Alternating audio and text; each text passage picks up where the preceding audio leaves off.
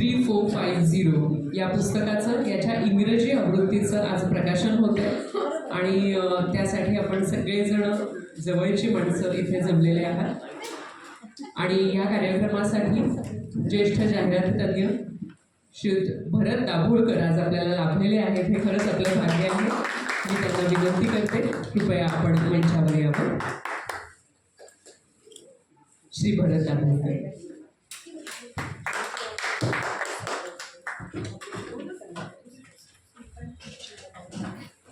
त्यांना खरं तर खूप मोठ्या मोठ्या झगमगणाऱ्या मंचांची सवय आहे आणि आमच्या ह्या ग्रंथालयाच्या प्रतिभांगणमध्ये सर आपलं खूप खूप स्वागत. यानंतर या पुस्तकाचा अनुवाद ज्यांनी केलेला आहे ते डॉक्टर ईशान आर्य यांना मी व्यासपीठावर आमंत्रित करते. डॉक्टर ईशान आर्य ऑस्ट्रेलिया स्थित आहेत. सर प्लीज आपण या इथे. खूप खूप स्वागत आपलं.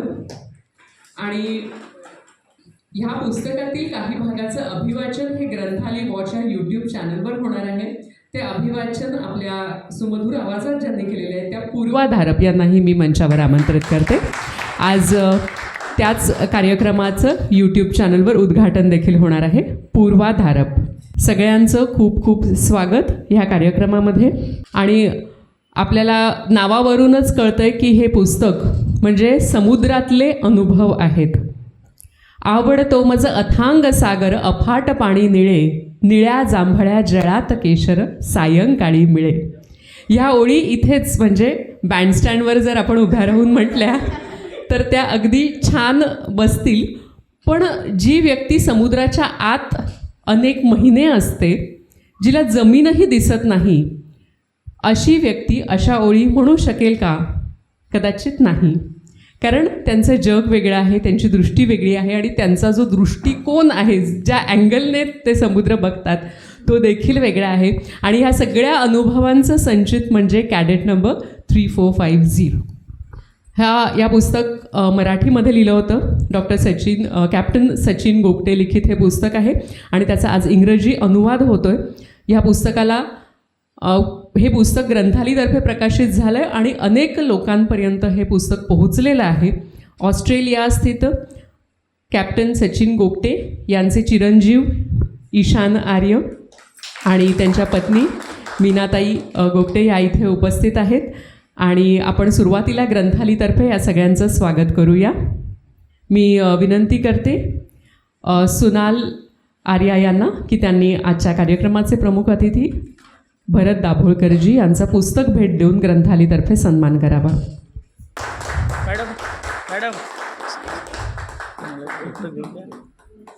मनापासून स्वागत आपलं. पुस्तक भेट आणि या ग्रंथालय प्रतिभांगणची आठवण आपल्या रोजच्या चहाबरोबर कॉफीबरोबर आपल्याला घेता यावी म्हणून एक छान मग. ईशान आर्य यांचं स्वागत करण्याची विनंती मी श्री किरण उमरोटकर यांना करते. सारस्वत बँकेचे डिरेक्टर तसंच वेगवेगळ्या कंपन्यांमधून ज्यांनी महत्त्वाचं काम बजावलेलं आहे ते श्री किरण उमरोटकर. डॉक्टर ईशान आर्य यांचं स्वागत. सर एक फोटो द्या.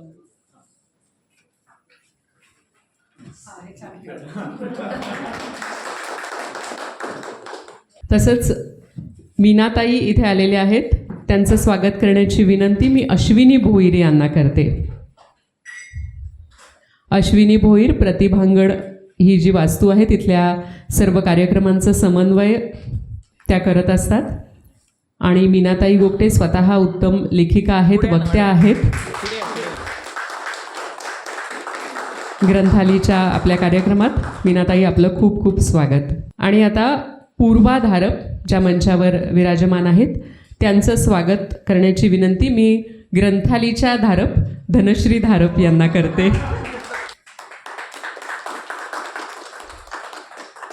पुस्तकाचे लेखक कॅप्टन सचिन गोगटे हे आज दुर्दैवाने लौकिक अर्थाने या जगात नाही आहेत, पण ते आपल्याबरोबर आहेत त्यांच्या पुस्तकाच्या रूपाने, त्यांच्या शब्दांच्या रूपाने आणि त्यांच्या अनुभवांच्या रूपाने.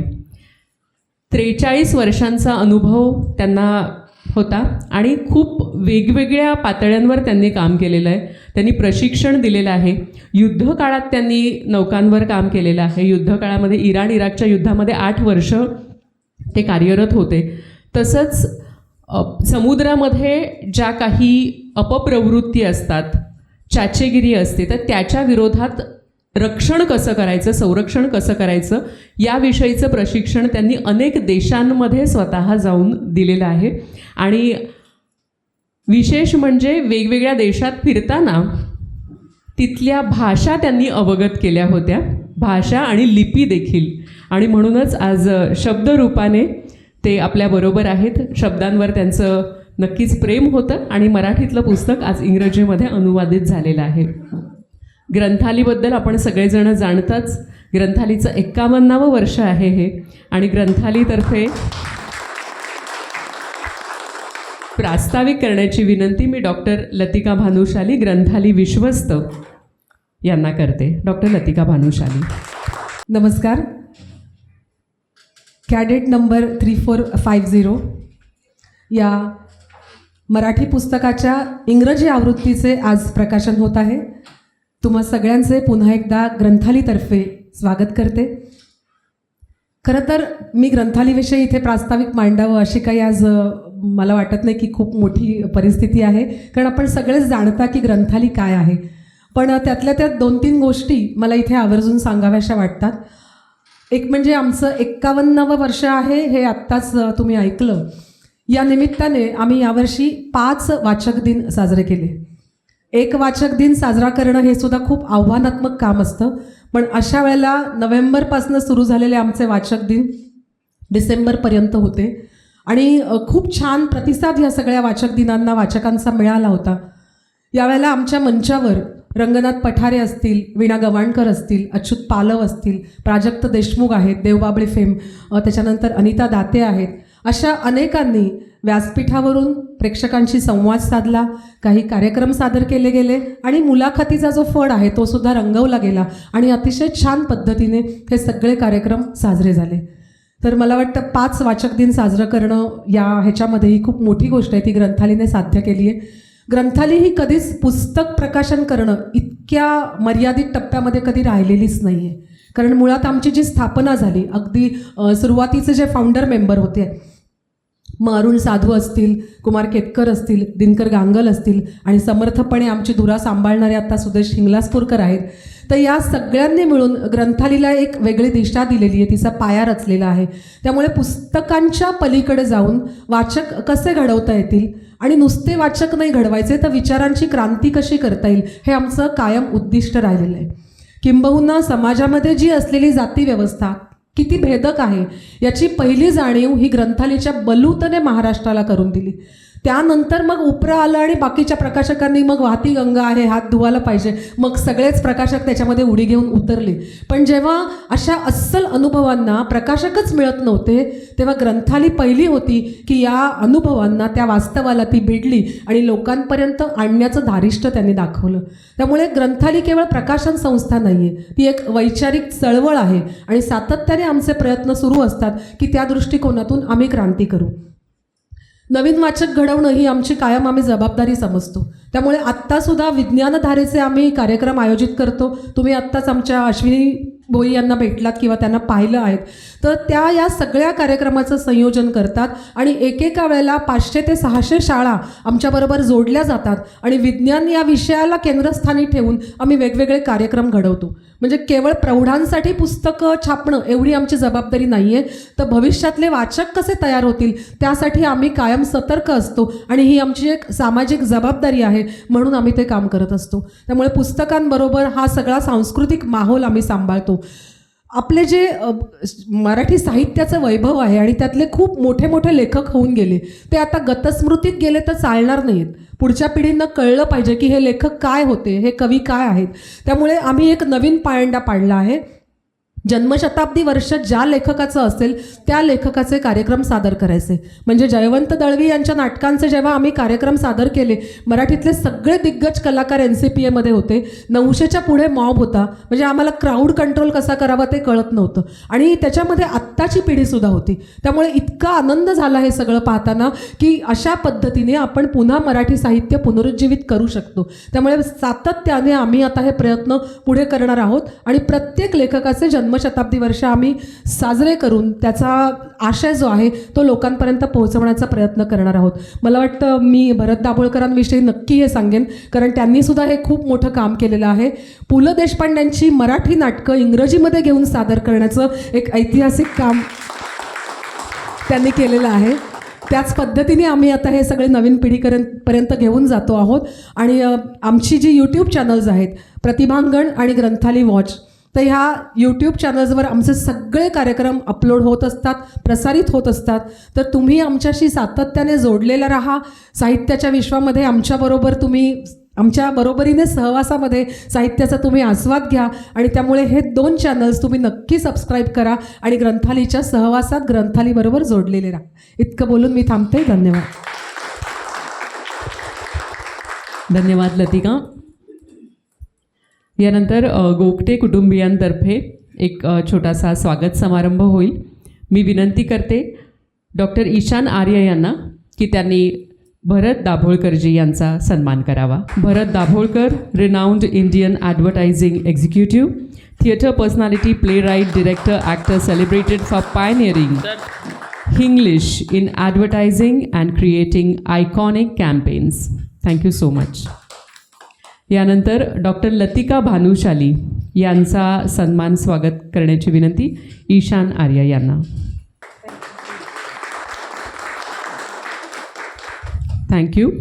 तसंच ग्रंथाली विश्वस्त सुदेश हिंगलासपूरकर यांचंही स्वागत करतील डॉक्टर ईशान आर्य.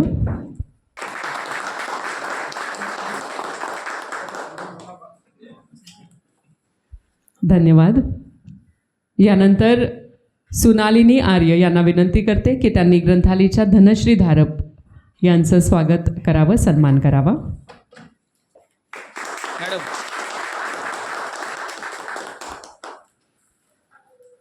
पूर्वा धारप यांचंही स्वागत करण्याची विनंती सुनालिनी आर्य यांना. मॅडम मॅडम मॅडम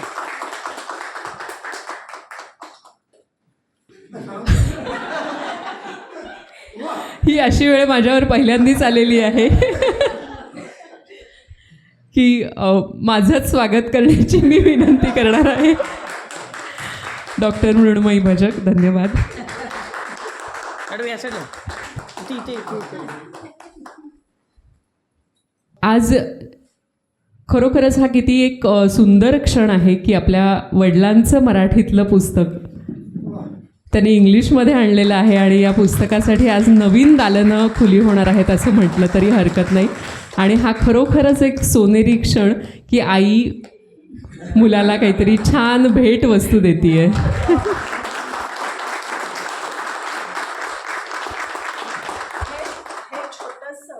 गीत रामायणातलं जे पहिलं आहे, ज्योतीने तेजाची आरती, मला खूप भावलं की जेव्हा ईशाननी हे पुस्तक बाबाचं इंग्लिशमध्ये ट्रान्सलेट करायचा विचार केला. मी शांत होते कारण का त्याच्या कामाच्या व्यापात मला खात्री काहीशी होती की हे होणार नाही. पण जेव्हा भारतात यायची वेळ आली तेव्हा त्यांनी मला शांतपणे सांगितलं, मी आय कम्प्लिटेड द बुक. मला एक वाव. या पुस्तक प्रकाशनाच्या आधी एक गोष्ट अगदी प्रांजळपणे आपल्या सगळ्यांना सांगायची की आत्ताच यांनी सांगितलं की डॉक्टर ईशान यांनी हे पुस्तक याच्या लेखनाची पूर्ती केलेली आहे. मगाशी ज्याचा उल्लेख केला की ह्या पुस्तकातल्या काही भागांचं अभिवाचन पूर्वा धारप यांनी केलेलं आहे आणि ते ग्रंथाली वॉच ह्या यूट्यूब चॅनलवर प्रसारित होणार आहे. ग्रंथाली वॉच हे यूट्यूब चॅनल देशविदेशात अनेक त्याचे सबस्क्रायबर्स आहेत आणि सगळीकडे ते आवर्जून बघितले जातात त्यावरचे कार्यक्रम. तर मी विनंती करते की त्यातला एक छोटासा भागाचा आधी आपण व्हिडिओ बघूया आणि त्यानंतर प्रत्यक्ष अभिवाचन पूर्वाजी करतील. सर्व रसिक वाचक श्रोत्यांना पूर्वाधारपचा मनापासून नमस्कार आणि श्रुतींच्या गावात या माझ्या यूट्यूब चॅनलवर आपणा सर्वांचं मनपूर्वक स्वागत. समुद्र वसने देवी पर्वतस्तन मंडले विष्णुपत्नी नमस्तुभ्यं पादस्पर्श क्षमास्वमे. समुद्र या विषयावर आजपर्यंत अफाट आणि अचाट साहित्य लिहिलं गेलं आहे. कविता, गाणी, ललितलेख, प्रवास वर्णनं, प्रत्यक्ष समुद्रामध्ये जाऊन घेतलेले अनुभव, लिहिलेली असंख्य पुस्तकं, शब्दांनाही बोलकं करणारा, संगीतमय करणारा भव्य दिव्य गूढ समुद्र. कला, साहित्य, संस्कृती सगळ्यांना हाक घालणारा हा समुद्र. अवनीला व्यापून उरलेला हा तुफानी, गरजणारा, रोरावणारा, तितकाच खेळकर सागर, महासागर देखील. समुद्राच्या गाजेत हरवून जाणारं मानवी मन. समुद्राची अनेक रूपं, भरती ओहोटी, दिवस रात्र, पौर्णिमा अमावस्या, त्याचं रौद्र रूप, त्याचं प्रेमळ लढिवाळ रूप. कधी त्याच्या पोटातली खळबळ उचंबळून येते तेव्हाचं त्याचं रौद्र रूप. देवी देवतांशी त्याचं असलेलं नातं, त्याच्या पोटात दडलेल्या अगणित गोष्टी, त्याची स्वतःची अनोखी जीवसृष्टी. प्रत्येक व्यक्तीला ज्याच्या त्याच्या नजरेतून दिसणारा हा समुद्र आणि ज्यानं त्यानं अनुभवलेला समुद्र. किती किती गोष्टी म्हणून समुद्राशी निगडीत असतात. आयुष्यात एकदा तरी समुद्र बघावा असं सगळ्यांनाच वाटत असतं आणि त्या सागराला अनुभवणं ही प्रत्येकाच्या आयुष्याची एक सुखद आठवण असते. मानवाच्या आयुष्याचा एक असामान्य मौलिक भाग असलेला हा समुद्र, दर्या, रत्नाकर, सागर किती आणि कसं शिरावं त्याच्या पोटात, किती आणि कसं शिरावं त्याच्या पोटात अडकतच जातो आपण त्याच्या गूढ रहस्यात. उधळा तुम्ही किती सारे शब्द, उधळा तुम्ही किती सारे शब्द, करतोच तो तुम्हाला निशब्द. तहानलेल्याला मात्र तहानलेलंच ठेवतो, खारावलेल्या अश्रूंना सामावून घेतो. रत्नाकरा, रत्नाकरा, कुठे तुझी सुरुवात, कुठे तुझा अंत, गाज तुझी, गर्जना तुझी, खुणवी तसे कीर्ती तुझी दिगंत, कीर्ती तुझी दिगंत. हे पुस्तक जेव्हा मी वाचलं तेव्हा जे काही वाटलं ते शब्दात व्यक्त करणं खरोखर अवघड आहे.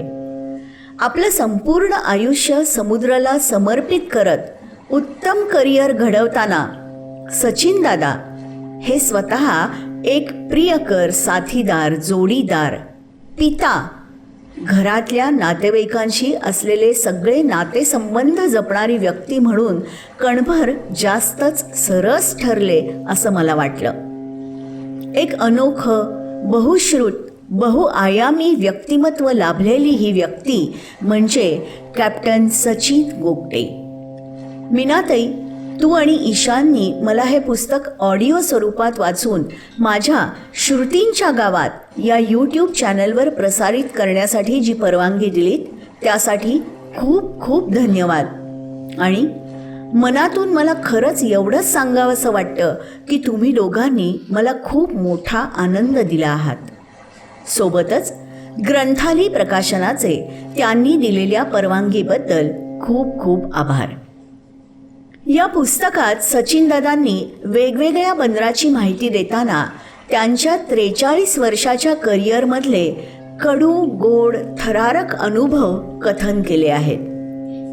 कामाचा प्रचंड आवाका यशस्वीरित्या सांभाळत असताना त्यांची अभ्यासू, जागरूक नजर चौफेर निरीक्षण करताना ठाई ठाई दिसत राहते, जाणवत राहते.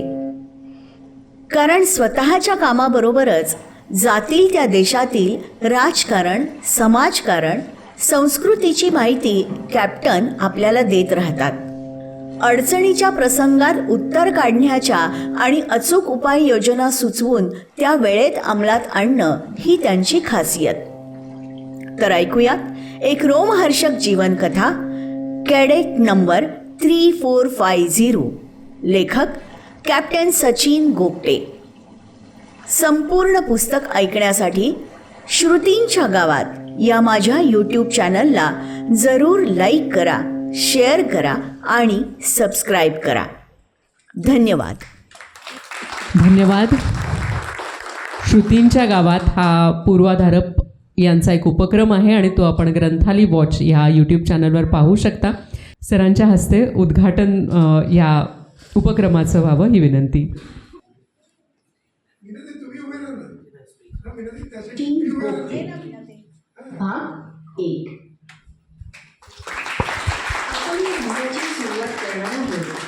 पुस्तकप्रेमी समूह प्रकाशित संचित या पुस्तकामध्ये मेधा निजसुरे यांनी कॅडेट नंबर 3450 या पुस्तकाच्या करून दिलेल्या अतिशय मार्मिक परिचयानं.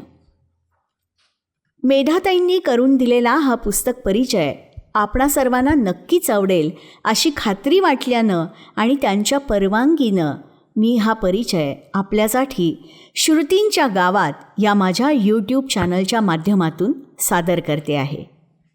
धन्यवाद मेधाताई. धन्यवाद. आणि आज त्याची झलक आज आपल्याला ऐकायला मिळालेली आहे आणि पूर्ण कार्यक्रम अर्थातच आपण चॅनलवर बघूया. चॅनलचं नाव पुन्हा एकदा सांगते, ग्रंथाली वॉच. आणि हा चॅनल जरूर सबस्क्राईब करा जेणेकरून तुम्हाला सगळे नोटिफिकेशन्स येत राहतील. यानंतर आपण ज्यांचा आवाज आता ऐकला पूर्वाधारप, त्या प्रत्यक्ष आपण काही वाचणार आहोत, तर त्यांना आपण लाईव्ह ऐकूया. नमस्कार रसिक वाचक श्रोते हो.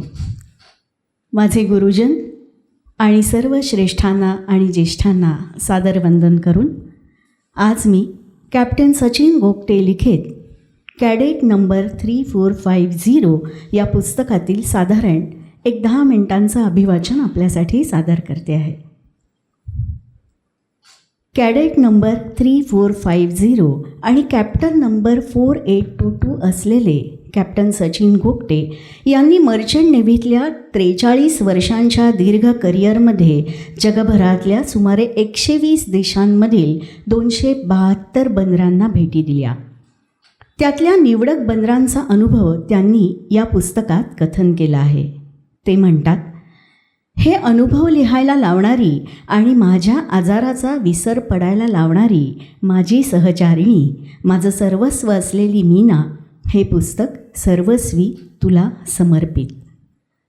आपण 1981 पासून एकमेकांच्या आयुष्यात आलो. तेव्हापासून तुझ्यामुळेच माझ्या करिअरला सकारात्मक स्फूर्ती मिळाली. मीना, तुझी छाप माझ्या करिअरशी संबंधित सर्वच बाबींवर लक्षणीयरित्या पडली. घरात दिसणारं तुझं सुव्यवस्थापन माझ्या करिअरमध्येही सर्व बाबतीत लागू पडलं. हातात घेतलेल्या कोणत्याही गोष्टीमागे तुझी नेहमीच सखोल विचारपूर्ण भूमिका असते. मीनाताई म्हणते आहे, त्याचं सततचं ज्वलंत क्षेत्रात असणं माझ्या अंगवळणी पडलं होतं. कसलाही फोन आला नाही तर तो सुरक्षित आहे असं समजायचं, पण रात्री अपरात्री वाजणारा फोन मात्र धडकी भरवणारा असायचा. सचिन चाचेगिरीच्या ऐन कुख्यात क्षेत्रात असताना आम्ही आमचा परवलीचा शब्द ठरवलेला होता. कारण ओलीस म्हणून पकडला गेला तर घरी फोन केले जायचे. परवलीचा शब्द वापरला तर सचिनला धोका आहे हे समजायचं असं ठरवलेलं होतं. तो ज्या अनेक महत्त्वपूर्ण आणि गोपनीय प्रकल्पांवर काम करत असेल त्याची पूर्ण माहिती तो मला देत असे, अगदी त्याच्या अधिक उण्या परिणामांसह. त्याच्या कामाच्या ठिकाणी त्यानं घेतलेले निर्णय अचूक आणि धाडसी असत. सचिनला कायम सुखरूप ठेव, या पलीकडे माझं देवाजवळ दुसरं काही मागणं नसे. तो सफरीवर असताना घरातल्या कसल्याही चिंता मी त्याच्यापर्यंत पोहोचू दिल्या नाहीत. अगदी 3 इडियटमधल्यासारखं ऑल इज वेल असंच त्याला सांगत आले. मला वाटतं त्यामुळे तो त्याच्या कामावर पूर्ण लक्ष केंद्रित करू शकला. इतकं तरी मी करू शकतच होते ना त्याच्यासाठी. सचिन दादा म्हणतात, एकूणच हे अनुभव लिहिताना जागोजागी स्वतःचा मोठेपणा सांगणं मला फार जड जात आहे. आणि त्यातून या प्रशिक्षण मुद्द्याविषयी लिहिताना जास्तच संकोचल्यासारखं होतं आहे. परंतु खरोखरच मी या क्षेत्रातला उत्तम शिक्षक बनू शकलो ही माझी मोठी मिळकत आहे, हे नम्रतेनं सांगणं भाग आहे. युद्धक्षेत्रात काम केलेल्या 8 वर्षाची परिमिती अशी झाली की माझ्या जहाजावर काम केलेल्या माणसांना त्यांची रोजची कामं तर उत्तम करता यायचीच, शिवाय अनेक प्रकारच्या आणीबाणीच्या प्रसंगांनाही ते समर्थपणे तोंड देऊ शकायचे. तसं व्यावहारिक प्रशिक्षण त्यांना माझ्याकडून दिलं जात असे. उत्तम बौद्धिक आणि शारीरिक दर्जा गाठलेलं कुशल मनुष्यबळ म्हणून ते तयार होत असत. बघता बघता याबद्दलची माझी ख्याती कंपनीच्या सर्वोच्च स्तरापर्यंत पोहोचली आणि आमच्या सर्व जहाजांवर फिरत राहून विभागांच्या सर्व स्तरांवरच्या अधिकारी कर्मचाऱ्यांना एकट्यानंच अनेक प्रकारचं प्रशिक्षण देऊन त्यांना कुशल बनवण्याची जबाबदारी माझ्यावर देण्यात आली. आमच्या कंपनीची जहाजं जगभर फिरायची. तसंच जगभरातल्या अनेक तेल क्षेत्रांवर आमची जहाजं स्टोरेज आणि एक्सपोर्ट ड्युटीवर नेमलेली होती. त्यातल्या कोणत्या ठिकाणी पोहोचल्यावर मी तिथल्या विशिष्ट गरजेनुसार लागणाऱ्या नेहमीच्या आणि आपत्कालीन कौशल्यांची यादी करत असे. तिथल्या वेगवेगळ्या कर्मचारी गटांना काय प्रशिक्षण देणं आवश्यक आहे याचा अंदाज बांधून त्या जहाजाच्या कॅप्टन आणि चीफ इंजिनियर बरोबर ते प्रशिक्षण किती दिवसात पूर्ण करायचं याबद्दल वेळापत्रकही आखत असे. तो साधारण 25 वर्षापूर्वींचा काळ होता.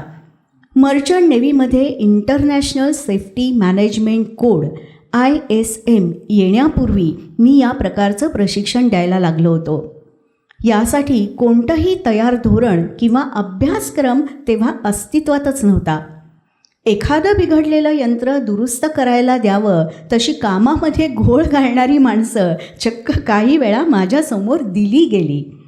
पण लवकरच माझ्या प्रशिक्षणानंतर तीच माणसं कामांमध्ये उत्तम म्हणून गणली जायला लागली.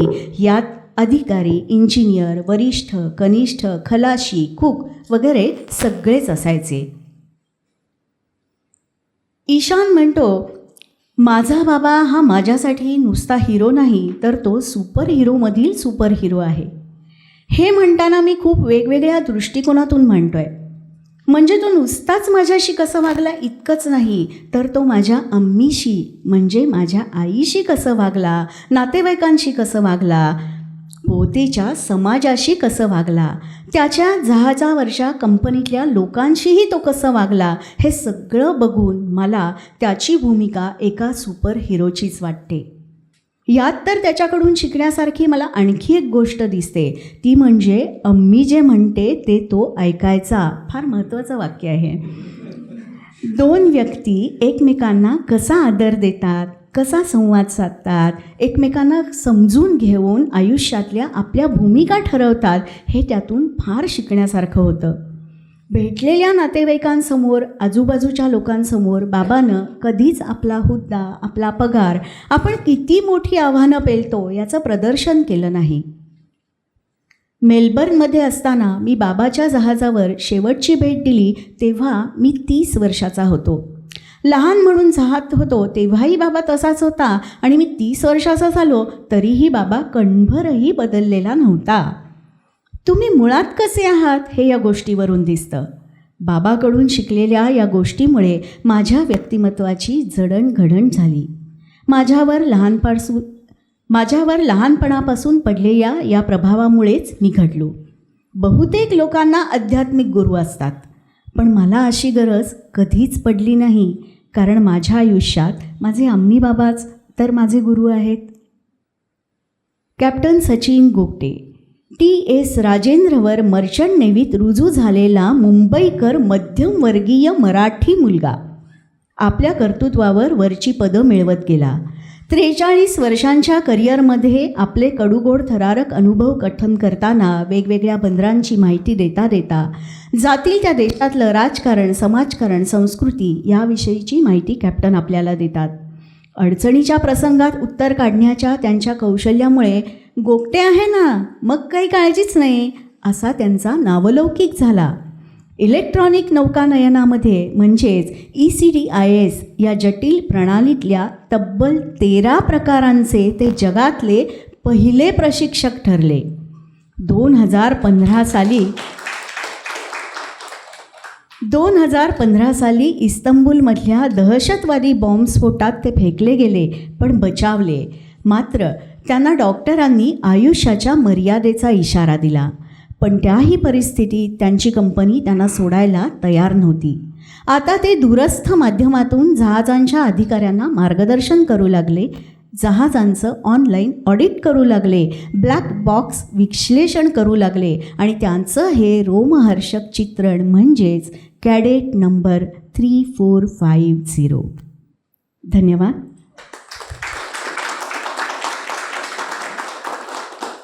सर्व रसिकांना नवीन वर्षाच्या भरभरून आनंददायी आरोग्यदायी शुभेच्छा. धन्यवाद. आणि खरोखरच नवीन वर्षातला हा एक छान उपक्रम पूर्वाजींनी सुरू केलेला आहे, तर तो आपण वेळोवेळी यापुढेही ऐकत राहूच.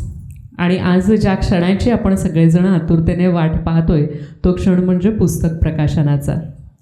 आजच्या कार्यक्रमाचे अतिथी ज्यांच्या हस्ते हे पुस्तक प्रकाशन होणार आहे ते भरत दाभोळकरजी. आपल्याला विनंती करते आपल्या हस्ते या पुस्तकाचं प्रकाशन व्हावं. कॅडेट नंबर 3450 हे पुस्तक मराठीमध्ये मूळ लिहिण्यात आलं होतं.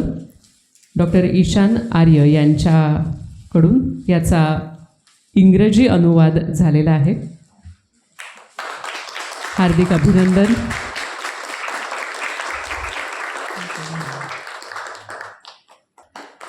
मॅडम माईक खाली द्या. धन्यवाद. काही क्षण हे फार जिव्हाळ्याचे असतात. एकतर पुस्तक लिहिणं आणि त्यात आपले अनुभव लिहिणं म्हणजे कुठेतरी आपण त्या लेखकाचा स्वचा एक भाग आपण त्या पुस्तकामध्ये समर्पित केल्यासारखं असतं. आणि त्याचा त्यांच्या मुलाकडूनच झालेला अनुवाद हाही किती सुंदर असा क्षण आहे. आज कॅप्टन सचिन गोगटे आपल्यामध्ये नाही आहेत, पण जसे ते लेखन रूपाने शब्द रूपाने आहेत तसेच ते आमच्याकडे म्हणजे ग्रंथाली वॉचकडे व्हिडिओ रूपाने देखील आहेत. तर आपण त्यांचा एक छोटासा व्हिडिओ आपण बघूया. Captain Sachin Gogate. Merchant navy म्हणजेच व्यावसायिक नौकानयन याचं करिअर ऑफिसर किंवा रेटिंग्स किंवा ज्या कुठल्या रोलमध्ये असेल तुम्ही घेतलेलं असेल त्यावर खूपसं अवलंबून असतं की तुम्हाला त्याबद्दलचा अनुभव कसा येईल. हे करिअर एक जनरल भाषेत बोलायचं तर कठीण आहे. ते खूप डिमांडिंग आहे. मूळतः बघायला गेलं तर ते तुमच्या डोमेस्टिक लायनर्सवर, शिप्सवर किंवा आंतरराष्ट्रीय लायनर्सवर. जनरली बघायला गेलं तर आंतरराष्ट्रीय व्यापारामध्ये असाल तर ते अजून जास्त कठीण असतं, कारण त्यानुसार जबाबदाऱ्या आणि प्रसंग येत असतात. या करिअरमध्ये तुम्ही जे शिकता ते तुम्ही ॲक्च्युली कामामध्ये वापरता ताबडतोब आणि खूप इनडेप्थ किंबहुना ते वाढवतही जाता. तसंच या करिअरमध्ये वेळीच त्यामध्ये असलेली प्रमोशन्सही घेणं हेही खूप आवश्यक असतं. करिअरची सगळ्यात मुख्य आवश्यकता असते ती म्हणजे समुद्राबद्दल आस्था असायला लागते किंवा प्रेम असायला लागतं. ते असेल तर असलेल्या कामाबद्दलचं एक रिझनिंग, त्याच्याबद्दलचं लॉजिक हे जास्त उमगून जास्त समजून आपल्या करिअरबद्दल आपल्याला जास्त आवड निर्माण होते. आणि अर्थातच समोर असलेली आव्हानं ती किती कठीण असली तरी त्याच्याबद्दल कंटाळा येत नाही किंवा भीती अजिबात वाटत नाही. चित्तथरारक प्रसंग खूप येऊन गेले इतक्या वर्षांच्या काळामधले. एक अलीकडचा जो होता तो प्रकर्षाने पटकन सांगता येईल असा आहे. मी स्वतः कमांडमध्ये नव्हतो, पण मी नव्याने प्रमोट झालेल्या कॅप्टनला काहीसं शिकवायला म्हणून शिपवर होतो. शिप हाय रिस्क एरियामधनं सोमालियन पायरसी एरियामधनं जात होती. शिपवर आर्म गार्ड्स आम्ही हायर केलेले होते. ते होते. रात्री पूर्णपणे पिच काळोख होता. बरीच इलेक्ट्रॉनिक्सची जी दळणवळणाची पण यंत्रणा असते ती ऑफ ठेवलेली होती सावधगिरी म्हणून. आणि जे सेंट्री म्हणजे जे आर्म गार्ड्स आपापसात कम्युनिकेट करण्यासाठी लेझर बीम जे वापरायचे त्याच्यावरनं लक्षात आलं की त्यातला आमच्या ब्रिजच्या बाहेरच उभा असलेला जो आहे तो त्याचा हात थरथरतोय, जे खूप अनयुज्युअल होतं. म्हणून मी पटकन बाहेर गेलो बघायला, तर त्याला हात लावला तर तो अक्षरशः बर्फापेक्षाही थंडगार पडला होता. त्याच्या डोक्यावर नाईट विजन होतं आणि मला तो जेमतेम म्हणाला की आपण पूर्ण गराडला गेलेलो आहोत जवळजवळ. आणि मग मी ते नाईट विजन घेतलं त्याच्या हेल्मेटवरचं आणि पाहिलं तर जवळजवळ 9 पायरटच्या बोटी अगदी जवळ आलेल्या होत्या आणि आम्ही गराडलो गेलो होतो. आता खूप धडाधड गोष्टी करणं आवश्यक होतं, नाहीतर वेळ हातचा गेला असता आणि क्षणामध्ये आम्ही दुसऱ्याच्या म्हणजे पायरेटच्या ताब्यात गेलो असतो. ते होऊ नये म्हणून मी इन्स्टंटली कॅप्टनला म्हटलं की ताबडतोब सगळे लाईट्स ऑन कर आणि मोठ्याने शिपचा सायरनी चालू कर, अलार्म चालू कर. त्यांनी ते केलं एका क्षणात आणि ते जहाजाने घेतलेलं पॉश्चर बघून त्या सगळ्या पायरेटच्या बोटी घाबरून पळून गेल्या. कधी कधी असं वेगळंच घेतलेलं सोल्युशन हे कामाला येतं.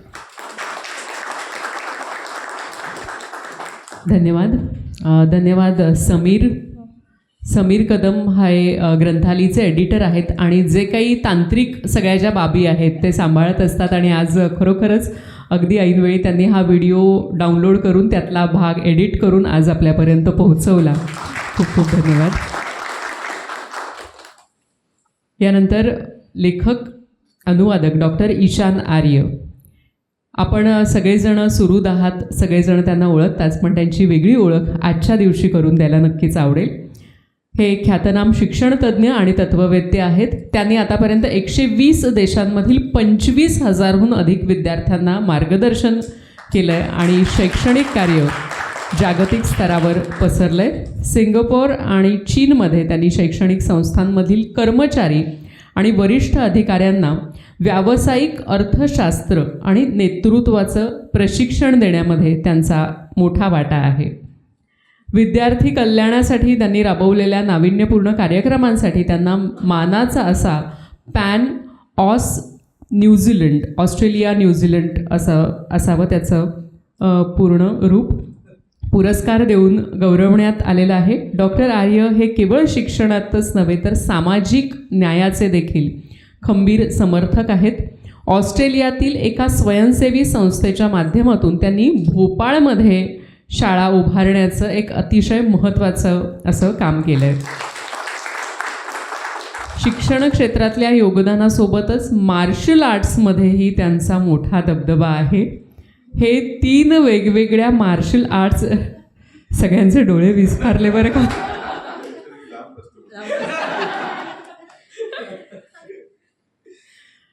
तर 3 वेगवेगळ्या मार्शल आर्ट्स शैलींमध्ये 6th डॅन ब्लॅक बेल्ट धारक आहेत ते आणि जागतिक स्तरावर ते मान्यता प्राप्त आहेत. सध्या ते मेलबर्न विद्यापीठाशी संलग्न असून एका प्रतिष्ठित कॉलेजमध्ये डीन म्हणून जबाबदारी सांभाळत आहेत. थँक्यू ईशानजी, तुम्ही आज तुमच्या सगळ्या तिकडच्या व्यापातून वेळ काढून इथे आलात आणि प्रत्यक्ष आपला हा जो संवाद चालू आहे तो खरोखरच खूप छान आहे. मी आपल्याला विनंती करते की आपण या प्रसंगी आपलं मनोगत व्यक्त करावं. Thank you very much. तिकडच्या व्यापातनं वेळ काढून येणं हा मी त्या अँगलनी बघतच नाही आहे. म्हणजे ह्या गोष्टीसाठी न येणं हे कसं काय शक्य आहे. सो ही प्रायोरिटी आहे माझी. गुड इव्हनिंग सगळ्यांना. मी सेल्फ डिक्लेअर्ड, मला वाटतं मी मराठी खूप छान बोलतो, पण आता टू बी व्हेरी ऑनेस्ट मला वाटतं थोडा रेलेवन्स ठेवण्यासाठी हे पुस्तक आज आपण ज्या गोष्टीसाठी आलेले आहोत ते इंग्लिश कॉपी आहे, translated. So with your kind request I will speak in English. माझं मराठी तुम्ही नंतर ऐकू शकता. So first of all, good evening, welcome to everyone, welcome to our legendary Adguru as well and everyone. I would start with 2 important teachings my father gave me, because it is all about my father today. It's not about me at all, not about anyone, it's about my father, and that's my focus. So there were 2 very important teachings which I can relate to everyone present here.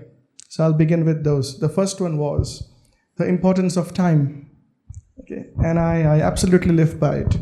And I would like to thank all of you because you have taken out time today from your busy work schedules And as legendary as you are, so is Mumbai's traffic. Very legendary as well. And all of you managed to come here on time. Not just on time, but you are giving your precious time today for this event. And time is precious. That's a big teaching that my father has given me. And also, our special chief guest. Special thanks to you as well. In a way, you have respected my father unknowingly. A lot of times I see chief guests arriving later. Once the program starts, you, sir, you were here well beforehand. And and this is brilliant, because your respect for time is exactly what my father has taught me to respect. So thank you to all of you. Thanks to you as well. The second part, and this is my second thanks to you as well, is another indirect way you have respected my father today. The second aspect my father has taught me is, no matter how busy you are, you can always give time for fitness. And you are a living example of that as well. So I see that relevance, and I will talk about fitness a bit later when I share a few memories of my father with you. So for starters, I'm usually used to a time. I usually like to talk a lot. So it will be nice if somebody tells me, Ishan, time to pack up. Otherwise, I'll keep going on. My father had very humble beginnings and a very humble end as well. A very, very humble life that he lived. I won't go through all the details, but a very humble person, extremely down to earth, a living embodiment of what it means to be down to earth. I still struggle to practice his humbleness. It's very difficult. It's not easy at all, especially being in his career. He left his home at the age of 17 or 18 when he felt what his parents had planned for his future wasn't aligned with what he was planning to do. A lot of us have heard of stories where people have started from scratch. So is my dad's story as well. Not with 10 rupees in the pocket, with nothing in the pocket. He left his home and he said, well, I want Merchant Navy is what I want. Merchant Navy is my career. My mom, I call her Ammi. Ammi often jokingly says, well, Merchant Navy is your first love, not me. People leave their houses. They go against their parents for love. And so did my father for Merchant Navy. So that was his very first love. And we all have accepted it. Okay, there's a no-go area when it comes to first love. So he left house, long story short, he attended all his exams, he built his own life, built his career around Merchant Navy. So, and the rest is history, of course. So that was something very, very inspiring. What I've learned from that is to really chase your dreams, but if you feel extremely passionate about something, just go for it. And that's what my father did. So that was one part. What I will do now is I will talk about a few traits about him, which I feel you should know. Some of you know those already, but that will give you an insight about the person and his personality whose book you're about to read. So, and the reason I say so, without demeaning anyone at all, is he's not just another Merchant Navy captain. Often we hear people say, yes, we have somebody in our family as well, and bless them, respects to them, but I will now tell you why this case is different. So, and through the principles that my father lived with, and which I try to practice as well. Number one was ethics and morals. There were so many. One of them was not to consume alcohol. Now, some of you who know him would know. Others would be shocked, because how can a shippy or a person in the Merchant Navy not even touch alcohol? Once his seniors tried to rag him into drinking alcohol, said, Gokte, you're a junior, you have to. That's how it goes. That's the tradition of the sailors. And they learned a very hard lesson. a hard lesson which, I hope I don't have to practice, but I'm just waiting for the day that I can practice that as well. He picked up a stick or a broomstick and he smashed that bar. All the bottles smashed, and that was his reply. Do not dare to rag me. Do not dare to cross my principles. They are not to change. That's a no compromise. Well, that was just one example. So I always remember him as a person of morals and ethics. The other one was, let's come back to fitness.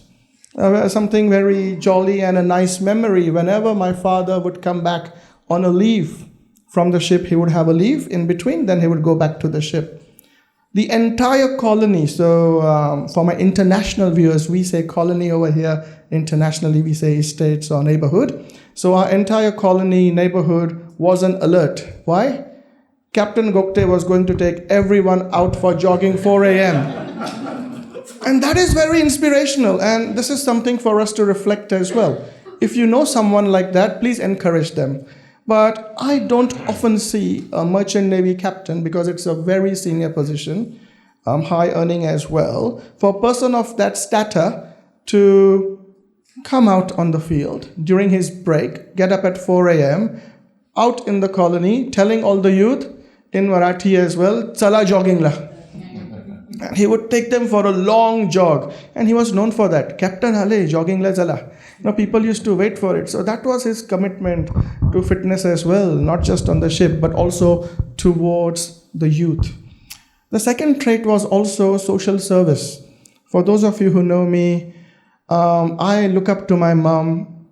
I have every child does, but I have extreme respect for my mother for the social service that she has done. She has warned me not to speak about it, but those of you who know personally would know. What I don't usually talk about is the one done by my father as well. So I'll give you one tiny example. He was a person who always wanted to give back to the community, always wanted to serve the community. He may have touched some of your hearts in different ways, but does everyone remember the earthquakes that happened in Latur? Yes. So when my father was here in India back on holidays during a break, he gathered all the youngsters from Janak Kalyan Nagar. They went building to building, shouting, saying in Marathi, "तुमच्याकडे काही असेल तर द्या, भूकंपग्रस्तांना मदत करा." So they would go around building to building, getting items of help. Then he took all the youth from a colony, went to Latur. In Latur, I still remember, I wasn't there, I remember his narration of how the situation was. The roads were destroyed, it was an earthquake, and there was rain, so there was mud, so you didn't have a plain surface to walk. You were walking in muddy ground, something this deep. And they built temporary roads and tents for people in Latur. So here you go. What I'm learning from that is always give back. I think all of us, and those of you are doing it already, bless you for doing that. Please continue doing that. But this just tells us that it doesn't matter whether you live internationally, what you do. From this, my father's example, he's already, merchant navy is an extremely stressful career. And I acknowledge that. Even like when I used to teach, I tell people, not all work is the same. Yes, we all work hard. Yes, we do. But the risk factor is different in different types of work. And coming back to time, the importance of time as well. You make one mistake. 1 second can be a difference between life and death. We have someone over here who has worked in the oil rig as well. You can also attest to that. 1 second mistake, and the life is over. It's an explosion. So these were the principles that my dad lived with, and what you're going to read are his words. And the last one is also commitment to family, of course, that everyone has. I have a commitment as well, but I cannot match it, what my dad has done. He has never, ever, until his death, attended a single family function or an event without his wife. Never. I'm not a big fan of doing it, but my excuse is it's work sometimes and my wife is busy, so I do. But my father, never, ever, ever. You must have heard the book Not Without My Daughter. For my father, with full respect, it was not without my wife. That's the package you get. Otherwise, sorry, I don't come. So I also like to say he cared immensely, and this is the last part, immensely for his staff and his crew. In my office, we all say staff, but he would say crew. In short, his staff, ship members. He always had the priority. He always focused on their safety. And he takes pride, and his legacy is an attestament to it. Neither has his ship ever had a scratch, neither has his crew member ever had a scratch. So he would ensure their safety. He would come across as a very strict person, you have to, but when it comes to safety, you have to. But the pride was no injury, no accident on the ship. Of course, that's how his name, he made a name, and he didn't intend to make a name. That's how he got popular in the field as well, and then was invited to speak about safety as well.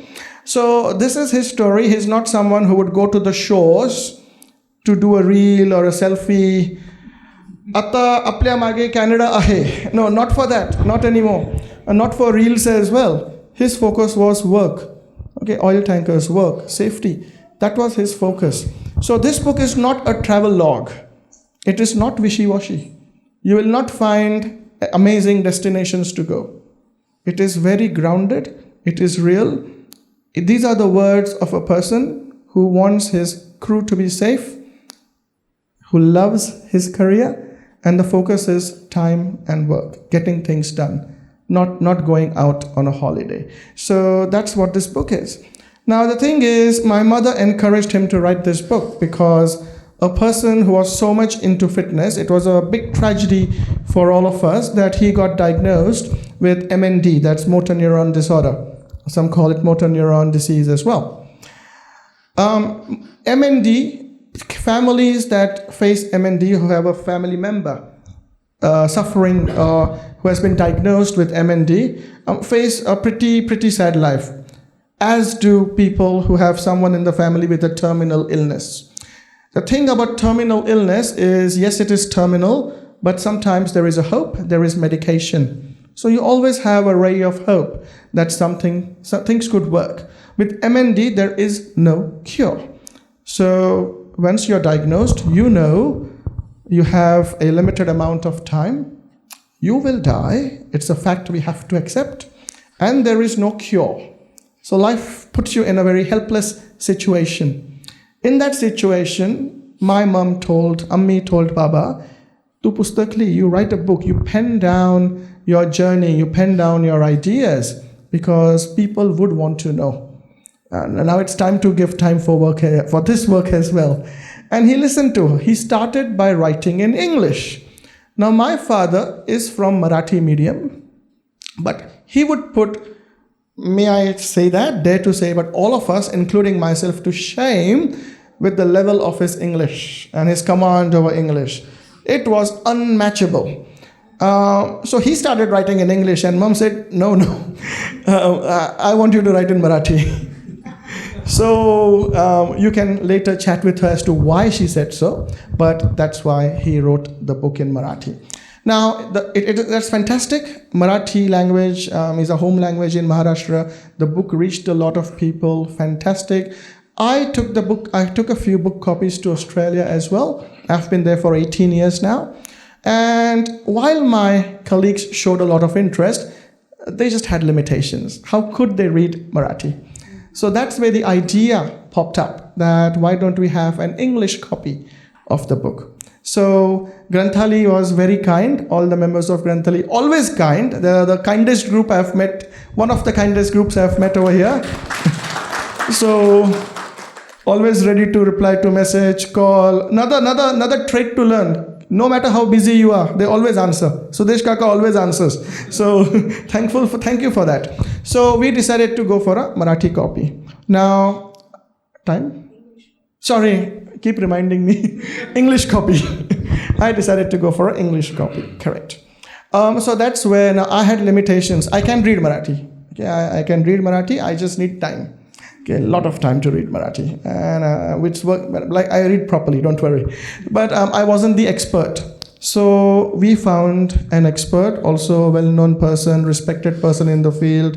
I call him Alkari Kaka. He gave almost 7 to 8 hours of his time per day to work on the book. So he's not here today, but I think we can just clap for him as well for his work, definitely. So he worked on the book. He was in touch with me as well. He did the first translation of the book from Marathi to English. It was fantastic, no doubt. But later, when I was reflecting, this is what I thought. Dad's Marathi words are a Marathi word. Now, I don't want to enter the whole philosophy and, about language study as well, but we express differently in different languages. We think differently in different languages as well. We are sometimes different people when we speak different languages. When we translated, the first idea was to maintain the tone, maintain the style in English as well. But then I felt, this is when I had this light bulb moment. If my father had written in English, he wouldn't have written this way. He would have written differently. Expression would have been different. So I understand sometimes we need to maintain the tone and expression from Marathi to English, but in this case, that's a false analogy. It's a false way of looking at things. It's got a little problem. So I felt, because I was very close to my dad, obviously, and we would converse in English as well. And I had a lot of his writings as well. I had a lot of his recordings as well. I knew how he spoke, how he wrote, and how he expressed. So then I decided, with all due respect to Alkari Kaka, I decided, let us restart. So I then, not from Marathi to English, but from English to English, I made it the way my dad would sound if he had written in English. So that was my part. And then I started from scratch. I translated or converted or edited, whatever you would like to say, everything from scratch all over again.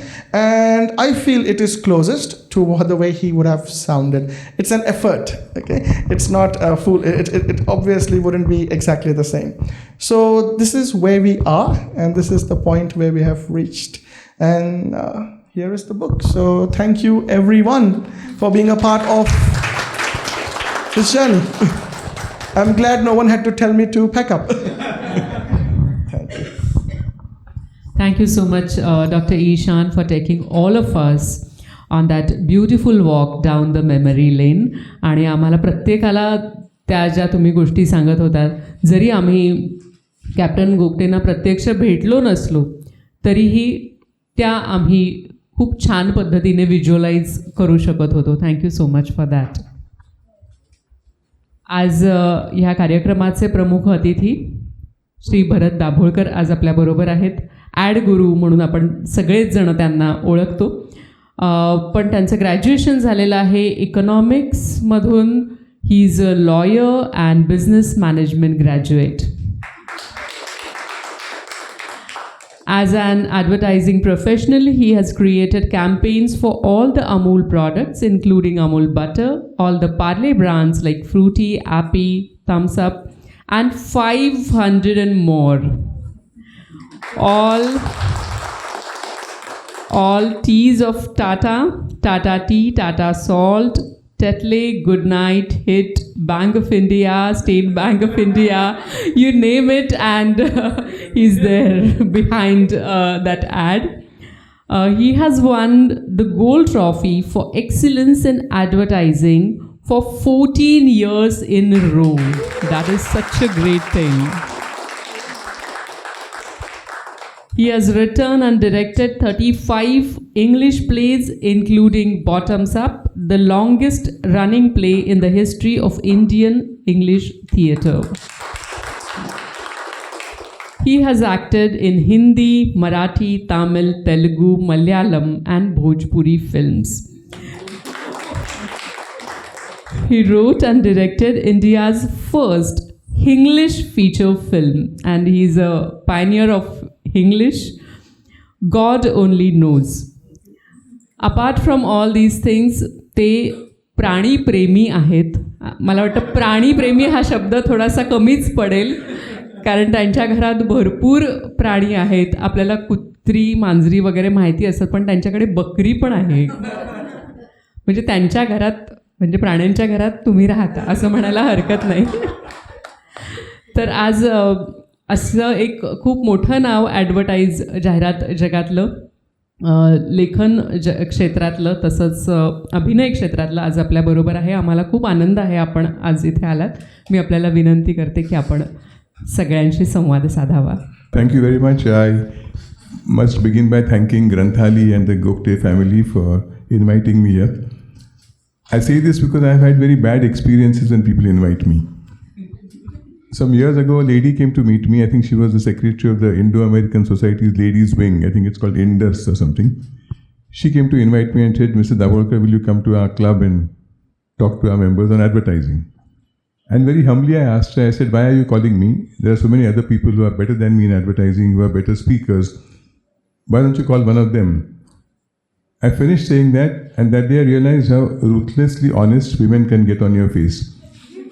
That lady looked at me straight in the eye and said, yes, Mr. Davolkar, we know there are people who are better than in advertising, who are better speakers, but most of them are out of town. And last minute we can't get anybody else, so why don't you come this year? Next year we'll try and get a better speaker. So when Dr. Latika ma'am called me, I haven't asked her why me. I know why me, don't tell me. But I have two problems. One is that I hate being the last speaker because whatever you want to say, everybody else has said it before you. So I always feel like running to a person and say, Mama, and I think that should end the thing. The other problem is I've spent over 40 years in advertising, and there's one concept that gets drilled into our head. That is, whatever you want to say it in 30 seconds. You want to entertain, educate, whatever you want to do it in 30 seconds. Then they call you for a function and say, speak for 10 minutes. We can't speak for 10 minutes. I can speak for 30 seconds and keep repeating the same thing again and again. But to react to what he said, two things. I have never met your father, but I think somewhere I have a connect with him. I also did my entire schooling in Marathi. I couldn't speak a single sentence in English till I came to college. Not one sentence. So I think I go with something that he must have said all the time. And the second thing is, in my entire life, I have never touched a drop of liquor. The only difference between your father and me is your father broke all the bottles. I advertised for all Vijay Mallya's drinks. So every drink that Vijay Mallya has in the market, you will not know the names, McDowell No. 1, Signature Whiskey, Honeybee Brandy, London Pilsner. I have advertised for all of them. I never broke any bottles. They were my clients. I was earning money from them. So those are the things I think I respect your father for that. I went through the book. I flipped through the book, the manuscript that I was given. And it was fascinating. There are two things I felt. One is that there's a lot of literature. Marathi has lots of literature. English has lots of literature. But they stay within a sort of a limitation. Their poetries, their stories, their experiences, their travelogues. A book like this, which talks about something completely different, something as grounded as what the book is, that you never get to see. And I'm very glad that you're doing it in Marathi and English. There's one more thing I would suggest is now with this AI, you can do this in 80 languages in about 2 days' time. So don't even stop at that. Do it in more languages. Because this is the kind of thing that I think needs to reach to more and more people. We've always restricted ourselves to maybe a Marathi audience or an English audience. And there are lots of people who don't read those languages. But a Tamil, a Telugu, a Malayalam, this is inspirational. This is not a story. So I think an inspirational book should reach as many people as you can reach. And it's easy to do it now.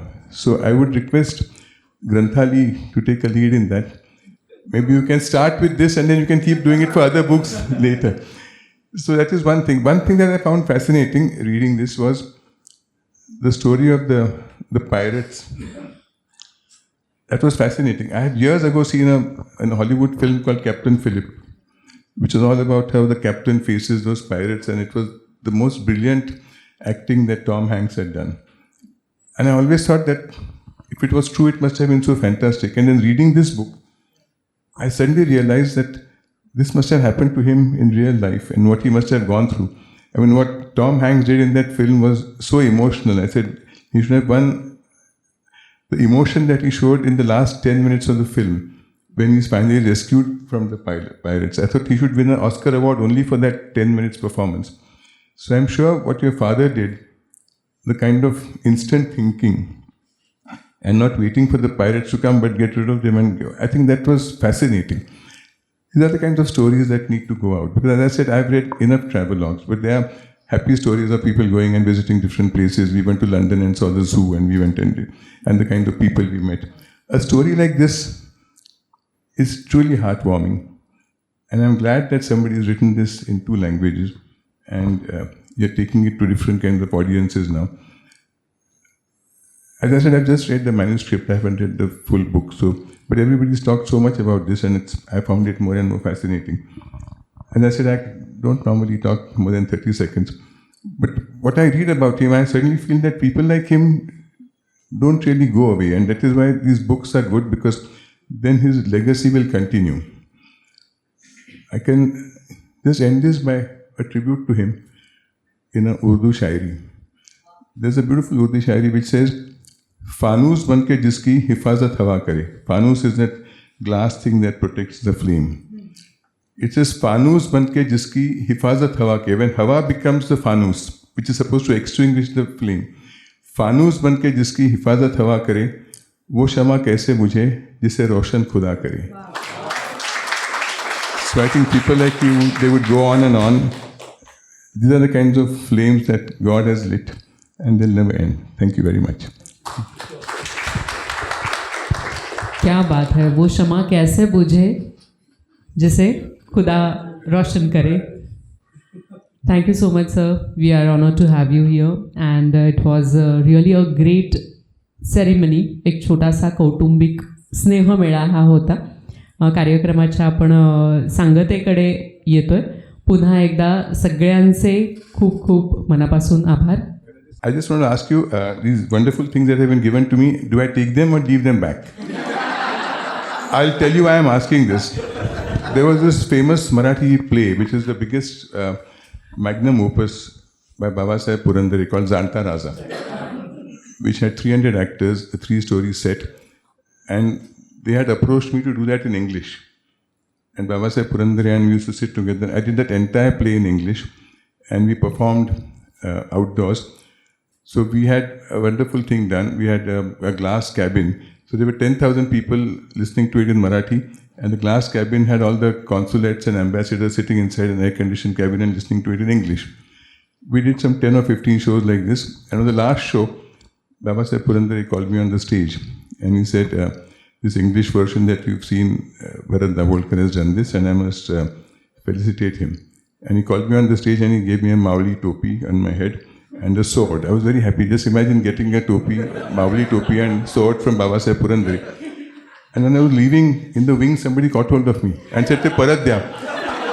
ते आमच्या नाटकातलं आहे, ते आम्हाला पुढच्या प्रवेशाला लागणार आहे." मी म्हटलं, बाबासाहेबांनी दिली आहे ते मला. ते म्हणाले, ते आम्हाला माहीत नाही, तुम्हाला नंतर पाठवतील घरी वगैरे, पण आम्हाला ते आम्हाला पुढच्या प्रवेशाला लागणार आहे. तर ते took it away. I never got it back. म्हणून मी प्रत्येक वेळेला विचारतो की घेऊन जायचं आहे का ठेवून जायचं.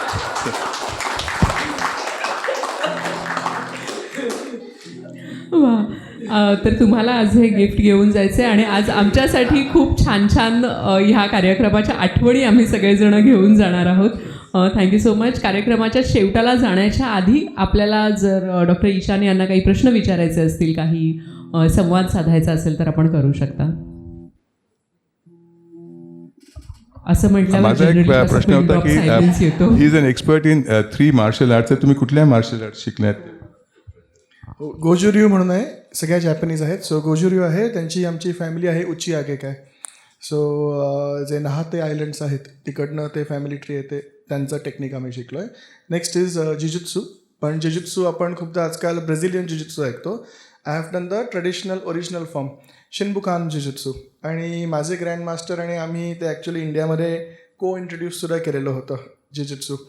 I was teenager at the time, पण माझ्या गुरूंचा जास्त हात आहे त्याच्यात, पण आम्ही एकत्र ते केलेलं होतं. आणि तिसरं आहे kobudo. Kobudo is the art of weapons, आणि त्याच्यामध्ये तुम्ही एक्सपर्ट झालात की तुम्ही कुठलीही गोष्ट बघितली तर तुम्हाला ती वेपनसारखी वापरता येणं.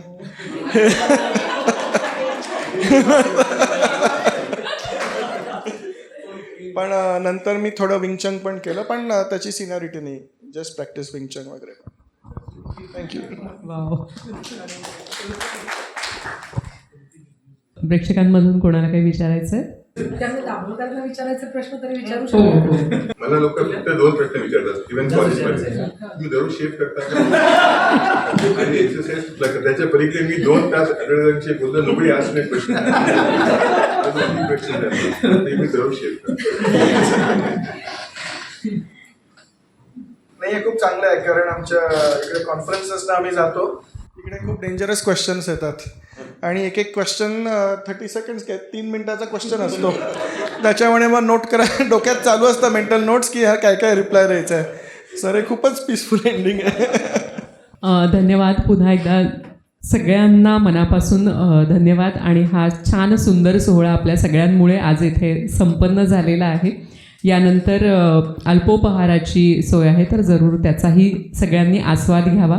ग्रंथालीची काही पुस्तकं इथे मांडलेली आहेत आणि याशिवाय इतरही, अर्थात ही जी इथे आहेत ती अगदी कमी पुस्तकं आहेत.